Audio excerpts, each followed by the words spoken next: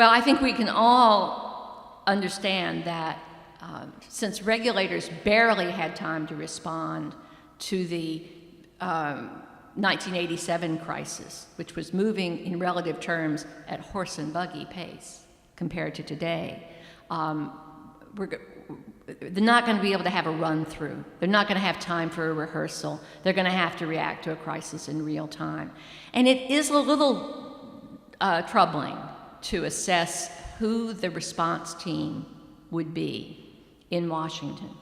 But Jay Clayton has had long experience with how central banks work, and I think would be a good candidate to step forward and take some leadership. The Fed chairman, whoever it happened to be, whether it was Ben Bernanke in 08 or Alan Greenspan in 87, will always be an important figure in how we respond to a crisis. Treasury Secretary Steve Mnuchin, whose father played a heroic cameo role on Black Monday, it's a little bit more of a question mark.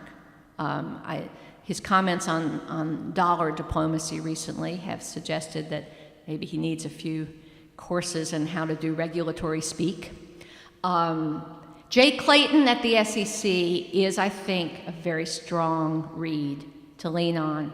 I was very impressed to see that one of his early appointments was to bring into the SEC's, as director of the very important Division of Trading and Markets, a man whose previous portfolio had been head of market structure for J.P. Morgan Chase.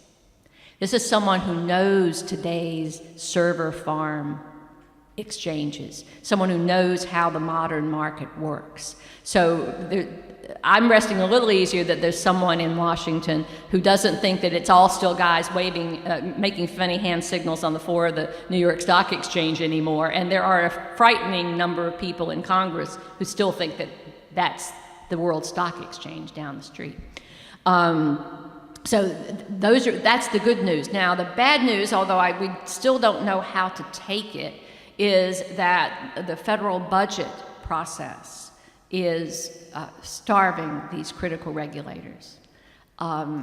The reserve fund at the SEC, which the SEC is one of the few important market regulators in the world that isn't self-funding.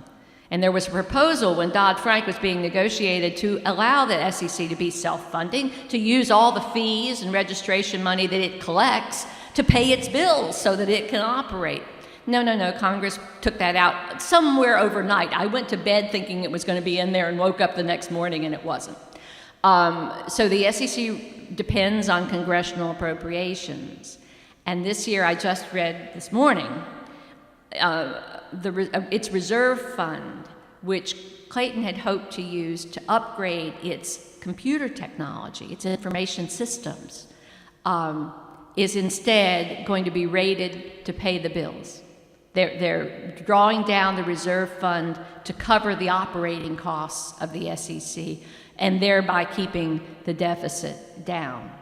So we have the right personnel who understand how important computer technology is to regulating modern markets, but whether they will have the resources they need to improve the SEC's grasp of regulating highly computerized markets, I don't know.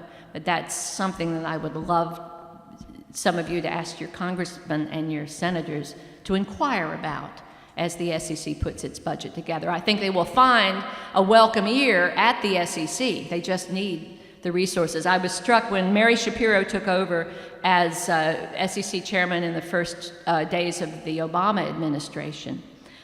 She told me she had been at the SEC years before, and she told me when she came in, she could not believe they were still using the same email system as she had used back then.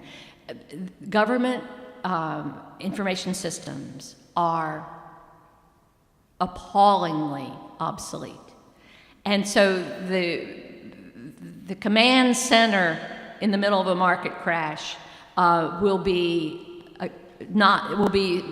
less well equipped than my smartphone to deal with what's turning out. So those are, but I think we're not completely without leadership in Washington, people who understand the way the market works. And just based on the experience over the past week, There was a tweet about the marketplace from the Oval Office, but it was relatively benign. I mean, yeah, it did sound exactly like Herbert Hoover, but so did Reagan in 1987.